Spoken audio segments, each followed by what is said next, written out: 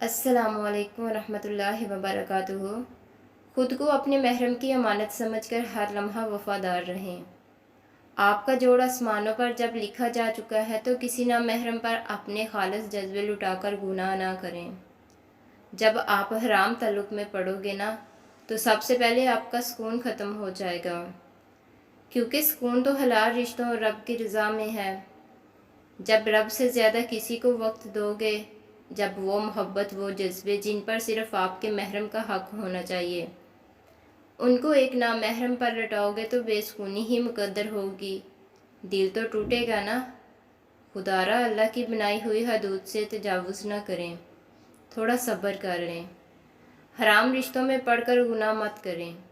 اس طرح جس سے آپ کا نکاح ہوگا، جس کو آپ اللہ کو گواہ بنا کر قبول کریں گے، آپ کی محبت، جذبات کا حق صرف اسی کو ہوگا۔